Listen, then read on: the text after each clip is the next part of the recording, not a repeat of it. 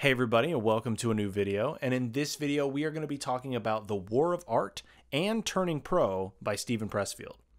Now, in this video, I want to talk about why these books were super influential for me and my creative process and my understanding of what I need to do to be more consistent and to deliver better output in terms of my creative process.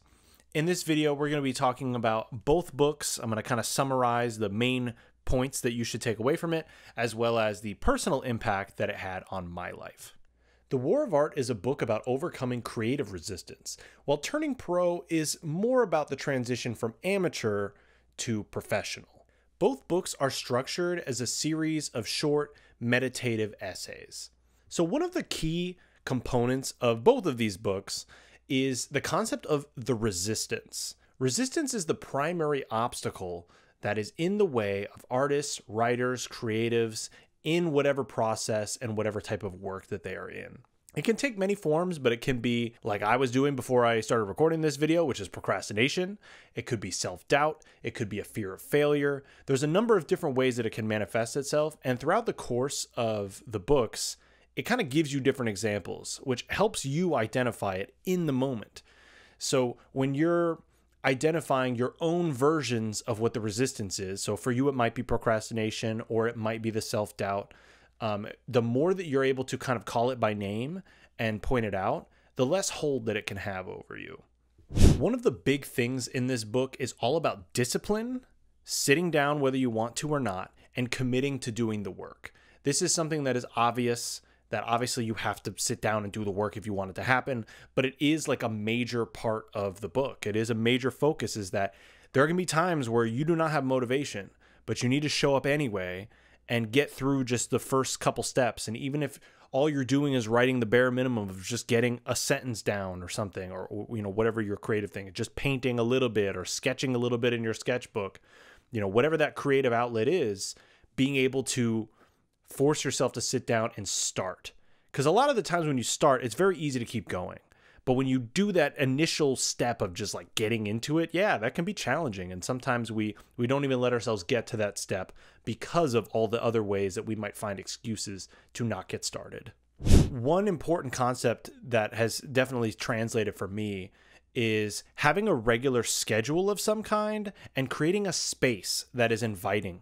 And creating a space that is dedicated to the craft, right? I want to be in a place that I associate mentally whatever my creative task is with that location.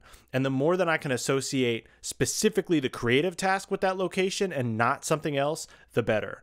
Which is why when I moved into this new apartment, it was so much better for me to have my dedicated office, which is this room, rather than my office being literally in my bed. I mean, it was in my bedroom in the last apartment. So in this one, I have a dedicated space. Obviously, that's not always an option. And, you know, we know the rent is too damn high, man. So I get it if you can't afford that. But just having a dedicated space that you can associate with your creative act of some kind is super essential. Now, something that he also discusses in the book is something called a shadow career. And the shadow career is when people pursue their true passion, but in a secondary career, which doesn't come with as much risk as going all in. Because sometimes, you know, we got to pay the bills, and sometimes our dream does not pay the bills, at least not right away. So for us to develop some sort of shadow career or side hustle of some kind that involves your passion, that involves what you really want to do, that can kind of get your foot in the door, but then you're not reliant upon that to feed yourself and to, you know, clothe yourself, and to you take some of that pressure off, which I think is, for me personally, is important. Some people like that pressure. I don't. That doesn't help me get motivated. That just creates stress in me. So for me, the fact that I have a day job and that I get to do this on the side is nice. And if this ever gets good enough that I can afford to do this full time, then great. But if it doesn't, I'm at least paying my bills on a day-to-day basis. Now, in Turning Pro, this is where he really starts emphasizing that need for repetition, that need for showing up and being there every day. And you have to break through just that barrier that you're going to have of the resistance of not wanting to do it. and you just get the reps in. Over a long period of time, you will see your skills expand, your creativity will expand, the options that you have of what you want to do for your creative expression will continue to get larger. Sometimes we get overwhelmed by having too many choices, so that's why it's great to start small and think about just like, well, what is one little thing that I can do better each time? And over the course of a long period of time, that little compounding change in effort or change in strategy can really multiply. And you'd be surprised at how far you can get after like 2 years of just making small enhancements of iteration after iteration after iteration. And of course, there's always a time for revolution. There's always a time... I mean that in both ways. But there's always a time for revolution. You know, there always is a time for you to do something completely different and what have you. But if you can just do one little thing better each time, you'd be surprised how far that will take you. Now, for me personally, these books came at a really important time for me where I was motivated to do things, but I was not consistent. And I was not focusing on getting in the work even on days that I didn't feel like it. I was very reliant on doing it when I felt like it. And unfortunately, you don't always feel like it. And a lot of the times that motivation is very fleeting. So I've talked about this in other videos, but really you have to show up and do things when you don't want to. And so for me, I was realizing like, man, I'm not getting through my creative blocks very intelligently. I'm wasting a lot of time. I'm procrastinating a lot. I'm self-sabotaging. I'm not giving myself enough time on a project so that I have an excuse to do a worse job and be like, well, I would have done better, but I only had this much time. It's like, well, yeah, you created that situation, Kevin. You put yourself in this spot to make it where you didn't have enough time.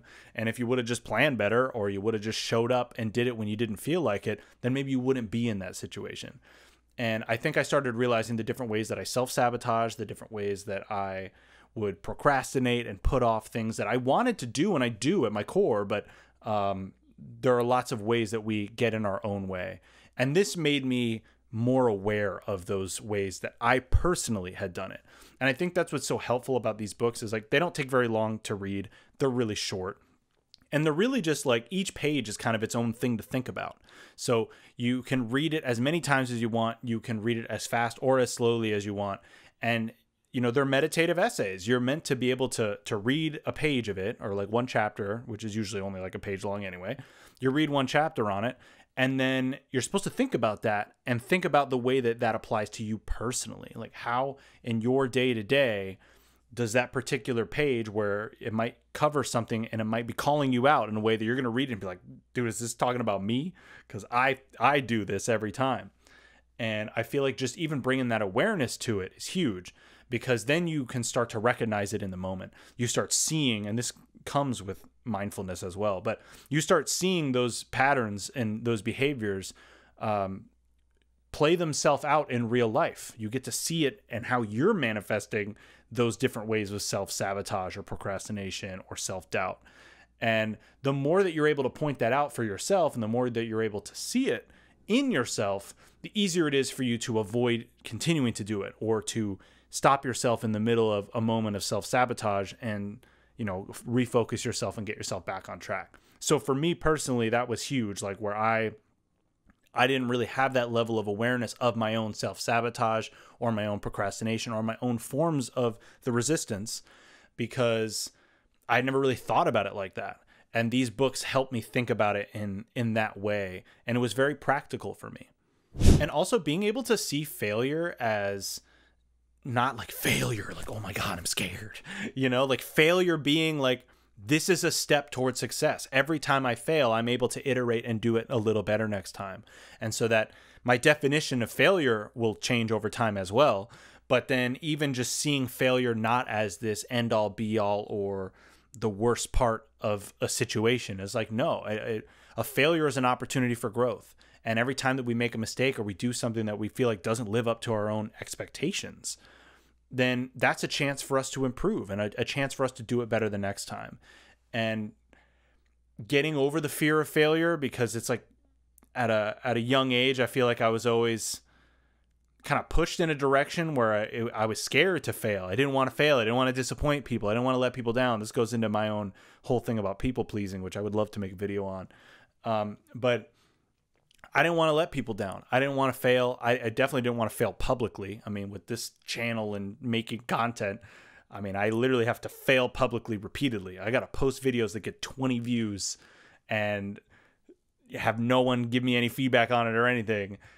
Just to realize that, like, it's not about that. And on top of it, nobody cares, right? Like, nobody cares when, and if you're failing when nobody cares and nobody's paying attention, that's great. Like, learn as much as you can in those failures then, because when people do start looking, you still need to fail anyway, because you're going to, but it's a little more pressure when you're failing and there's a lot more eyeballs on you. So for me to be able to learn that failure is okay, and it's a necessary part of my evolution and my growth as a person, as an artist, as a whatever, to be able to see that in that light has been super helpful. And this book certainly had kind of shifted me on that path of understanding that I need to fail at some stuff in order to get to where I really want to go. So I definitely recommend that you read these books. I think they're both super quick reads. They're super easy, and they're helpful for just, you know, don't think of it as like a law or an end all be all thing. It's like, read it with the idea that it might open you up to different ways that you might be getting in your own way. And it gives you helpful suggestions on ways that you can build discipline, build a schedule, create a space for yourself to regularly be able to show up and deliver.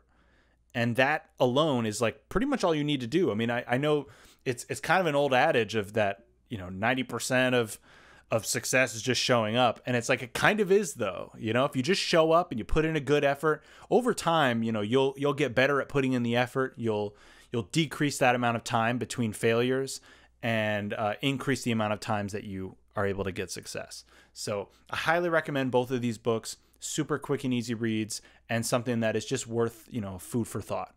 So if you like this video, please give me a like, give me a subscribe, and check out my last video right here. And thanks for watching. I appreciate you. Peace.